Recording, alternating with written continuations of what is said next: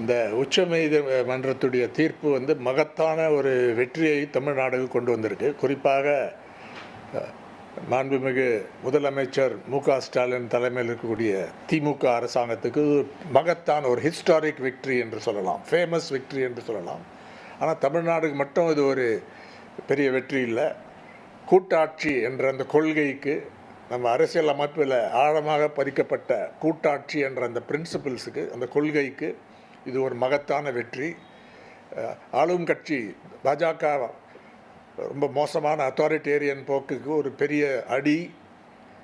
இந்த கவர்னர் வந்து சுயமானம் இருந்தால் உடனே ராஜினாமா செய்து நாளையிலே ஃப்ளைட்டை பிடிச்சிட்டு டெல்லிக்கு போகணும், இல்லைன்னா அவரை வாபஸ் வாங்கணும். ஏன்னா இங்கே இந்த கவர்னருக்கு ஒரு விதமான ஃபுட்டிங் கிடையாது. இப்போ இங்கே தமிழ்நாட்டில் இனிமேல் எல்லாம் சிரிக்கக்கூடிய அளவில் அவர் பண்ணிருக்காரு. சுப்ரீம் கோர்ட் உச்சநீதிமன்றத்தோட தீர்ப்பை இன்னும் படிக்கணும், ஃபுல் தீர்ப்பு வந்த உடனே என்னென்னு சொல்லியிருக்காங்கன்னு. ஆனால் அதில் சில முக்கியமான விஷயங்கள் என்னவென்றால், கவர்னர் வந்து அசென்ட்டை 3 ஆப்ஷன் தான் இருக்குது. அதாவது லெஜிஸ்லேட்டிவ் அசம்பிளி வந்து ஒரு பில்லை பாஸ் பண்ணால் 3 ஆப்ஷன் தான் இருக்குது. உடனே அதை ஒப்புதல் கொடுத்தா உடனே வேகமாக முடிஞ்சுவிடும். அதுதான் நியாயம்.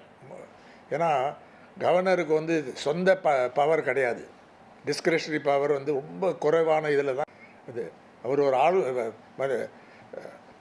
மத்தியில் இருக்கக்கூடிய யூனியன் கவர்மெண்ட்டுடைய ஏஜென்ட்டாக அது வேறு விஷயம்.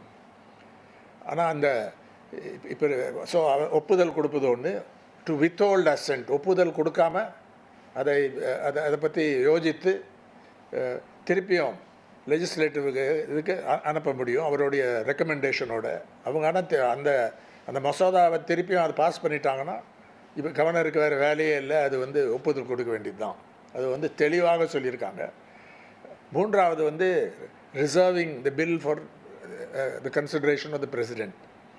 அது வந்து ரொம்ப குறைந்த கேஸில் தான் அது பண்ண முடியும். குறிப்பாக ஹை கோர்ட்ஸ் அண்ட் சுப்ரீம் கோர்ட்டோடைய பவரை பற்றி அந்த மசோதா இருந்தால் அப்போ தான் அங்கே டெல்லிக்கு அனுப்ப முடியும் அந்த இது.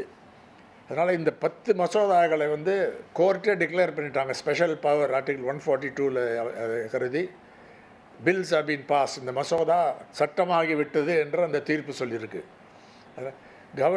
கவர்னருடைய அந்த ஆளுநர்களுடைய பவரை வந்து ரொம்ப குறைச்சிட்டாங்க இப்போது. ஆர் ராதர் கான்ஸ்டியூஷன் படி தான் நடக்க வேண்டும் என்று அந்த சேனலில் அமைச்சிருக்காங்க. அதனால் இந்தியா முழுக்கம் இது பிரதிபலிக்கும். இதோடைய விளைவுகள் வந்து நல்ல விளைவுகள், ஜனநாயக பாதையில் இருக்கக்கூடிய இது. ஏன்னா பார்லிமெண்ட்ரி டெமோக்ரஸிக்கும் பாராளுமன்ற ஜனநாயகத்துக்கும் கூட்டாட்சிக்கும் அரசியல் அமைப்பு சட்டத்தில் கான்ஸ்டியூஷன் இருக்கக்கூடிய டாக்டர் அம்பேத்கர் போன்றவர்கள் எழுதின அந்த கான்ஸ்டியூஷனுடைய அந்த சாராம்சத்தை இந்த உச்சநீதிமன்றம் தீர்ப்பு வந்து நன்றாக பாதுகாத்து இருக்கிறது இன்றைக்கு. அதனால் இன்றைக்கி ஒரு ஹாப்பி டே என்று சொல்வேன்.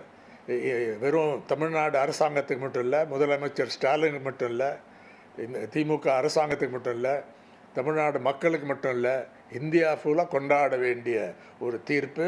Hats off to the supreme court and the 2 judges, justice Pardiwala and justice Mahadevan for this wonderful judgment. அடுத்தது கேரளாவில் இது பிரதிபலிக்கும். ஏன்னா அங்கே பஞ்சாபில் ஆல்ரெடி ஒரு இன்னொன்று சொல்லியிருக்காங்க, பஞ்சாப் தீர்ப்புக்கு இது சட்டம், நீங்கள் வந்து அதை வந்து you shown scant regard for the supreme court's decision on Punjab case என்று சொல்லியிருக்காங்க. அதனால் இந்த கவர்னருக்கு ஒரு பெரிய ஒரு நல்ல அவருடைய போக்குக்கு ஒரு நல்ல அடி கொடுத்துருக்காங்க. அது ரொம்ப சட்டபூர்வமான ஒரு அடி. அவருடைய செயல் இல்லீகல் அண்ட் எரோனியஸ் என்று சொல்லியிருக்காள், சட்டவிரோதமானது, தவறானது.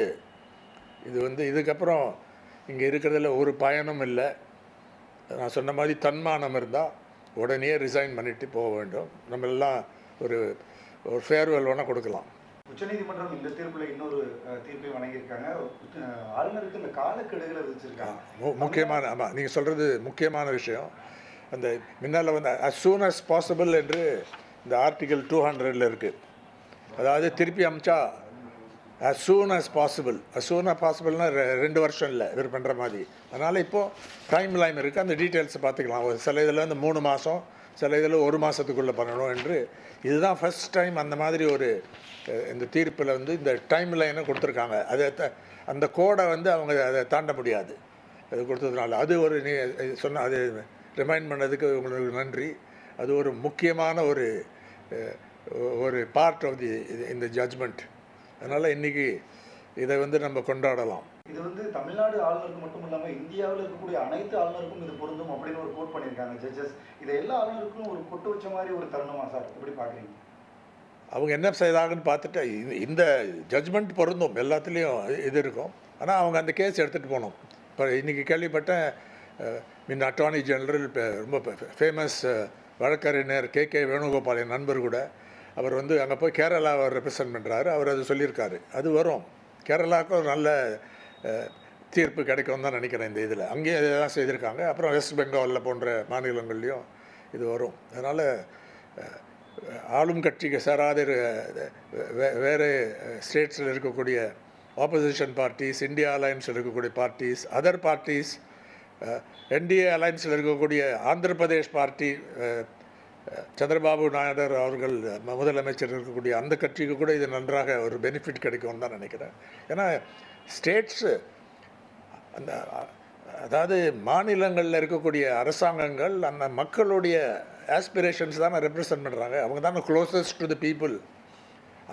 அந்த அவங்களுக்காக செய்யக்கூடிய அந்த மசோதா இந்த கேஸில் யூனிவர்சிட்டிஸ் சான்சலர், இவர் எல்லா இடத்துலையும் இவர் சான்சலர் ஒரு மோசமான இது பண்ணார் இந்த கவர்னர். ஏன்னா எனக்கு தெரிஞ்ச என் சங்கரையா அவர்களுக்கு முதலமைச்சர் வந்து மதுரையில் வந்து ஒரு ஆனரரி டாக்டரேட் கொடுக்கறதுக்கு முடிவு எடுத்தார், அனௌன்ஸ் பண்ணார். இந்த கவர்னர் அதை வீட்டோ பண்ணிட்டார். இது ஒரு அதனால் என்னென்னவோ ஒரு வர்ஸ்ட் பிஹேவியர் இந்த இதில். அதனால் இந்த கவர்னரை வந்து வாபஸ் வாங்க வேண்டும் மத்திய அரசு, இல்லைன்னா டிஸ்மிஸ் பண்ண வேண்டும். உடனுக்குடன் செய்திகளை தெரிந்து கொள்ள சன் நியூஸ் பெல் ஐகானை கிளிக் பண்ணுங்க.